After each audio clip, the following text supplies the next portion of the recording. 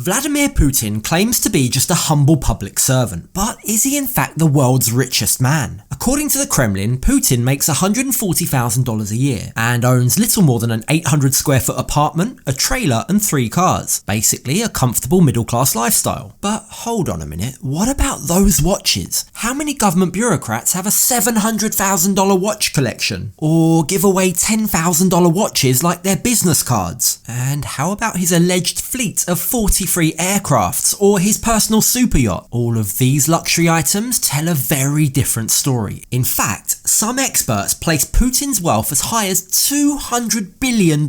So just how rich is Vladimir Putin? Well, that's not an easy question to answer. With the power of the Russian state at his disposal, Putin's been able to silence critics and craft the public image that he wants us to see. But sometimes he slips up. Take, for example, this recent video. According to Alexei Navalny, a long-term critic of Putin, this massive $1.3 billion mansion on the Black Sea belongs to none other than the Russian leader himself. Now, Putin, of course, denies ownership, saying Navalny's video is simply a, quote, compilation and montage. But builders who worked on the palace back up Navalny's claim. In fact, they describe the project as being incredibly opulent, requiring 1,500 workers, a project so vast that it looked like, quote, the pyramids of Egypt were being built. As the largest private residence in all of Russia, it's essentially its own city. It contains a nightclub, an ice hockey rink, an underground tasting room, and a marble swimming pool surrounded by statues of Greek gods. The dining room furniture alone is worth hundreds of thousands of dollars. Even the bathrooms have $1,250 toilet roll holders. And set on 17,000 acres, this sprawling property is so vast, it requires a staff of 40 people and $2 million a year just to maintain it. But listen to this. What's even more interesting than the property itself is how the building was paid for. Bank records show that in 2005, while Putin was president, the Russian state embarked on a $1 billion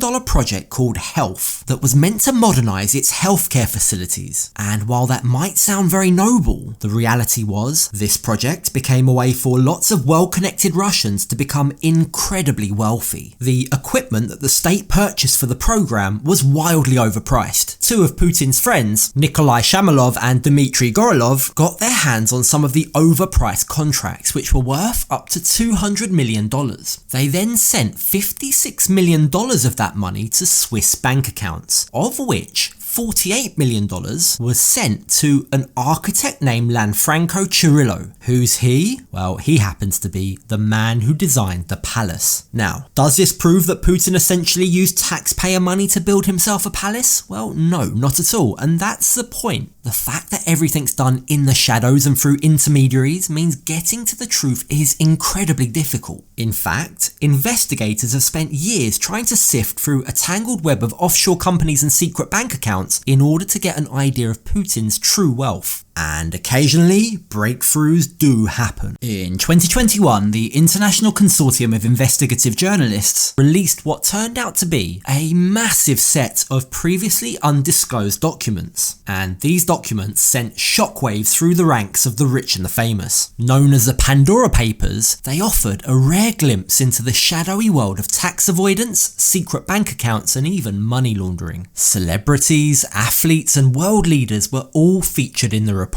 And regarding Putin, the journalists uncovered something particularly interesting. In 2003, a $4 million mansion was purchased in Monaco for a lady who'd previously worked as a cleaner in a neighbourhood shop. Now, as you're no doubt aware, Monaco is a lavish paradise and a celebrity hotspot where 1 in 3 residents is said to be a millionaire. It's safe to say that very few cleaners are buying mansions there. And this particular mansion, well, it's a very special one because it's right below the famous Monte Carlo casino. And here's where the plot thickens. It was purchased through an offshore company and a few weeks later transferred across to the cleaner's daughter. Where are we going with this? Well, it's alleged that the cleaner named Svetlana was apparently having an affair with Putin during the same period. And records show that it wasn't just the Monaco mansion that she acquired. Other luxurious assets were also transferred into her name, including a property in St. Petersburg, other properties in Russia, and even a yacht. Now, as with the case of the Black Sea mansion, we can't prove that these lavish purchases can be traced back to Putin, but the timing should at least raise some eyebrows. One detail in particular really stands out. The offshore company that purchased the mansion relied on a financial services company owned by Russian oligarch and longtime friend of Putin, Gennady Timchenko. Many claim that Timchenko owes his rise to power in the Russian energy sector directly to longtime friend Putin. And the two are extremely close. They apparently grew up together and are even judo partners. There's even reports Putin allegedly owns up to 75% of the shares in Timchenko's massively successful oil trading company, Gonva. Even the US Treasury Department under Obama was convinced that Putin and Timchenko were financially connected, stating in an official report, quote, Putin has investments in Gonva and may have access to Gonva funds, and those investments are worth a lot of money. Which brings us back to the main question, how rich is Vladimir Putin? According to one Russian political activist and Putin critic, the Gonva shares, along with alleged shares in Russia's state-owned gas and oil companies, would give Putin a wealth of $70 billion. Now, a separate study by a Swedish economist recently estimated that Putin's worth could be anywhere from $100 billion to $130 billion. Then there's Bill Broder, a financier and long-term critic of Putin. Bill claims that Putin's wealth is actually much higher. He says it's all because of a bribe. Appearing before the US Senate in 2017, Broder described how in 2003, after Putin threw oligarch Mikhail Khodorkovsky in prison for alleged fraud and tax evasion, other Russian billionaires came to Putin and asked him what they needed to do in order to avoid the same fate. Keep in mind, Khodorkovsky was the richest man in Russia at that point. The fact that Putin threw him in jail had a lot of Russian oligarchs fearing for their safety. As Broder puts it, quote, after Khodorkovsky's conviction, the other oligarchs went to Putin and asked him what they needed to do in order to avoid sitting in the same cage as Khodorkovsky. From what followed, it appeared that Putin's answer was 50%. He wasn't saying 50% for the Russian government or presidential administration of Russia, but 50% for Vladimir Putin personally. Now, if this is true, it puts Putin's wealth at around $200 billion.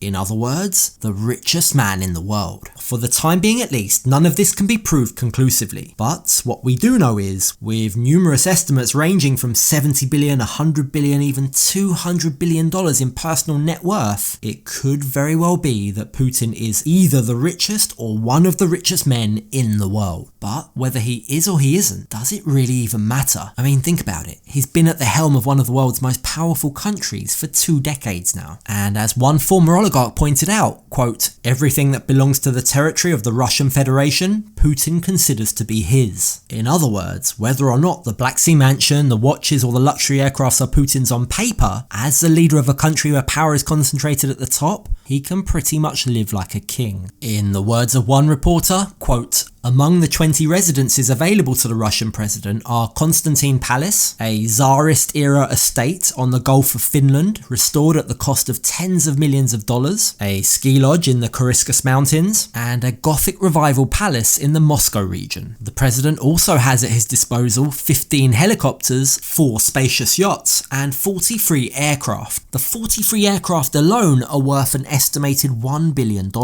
So, is the Kremlin telling the truth when they say that Putin only makes $140,000 a year? Well, maybe. Is he the world's richest man?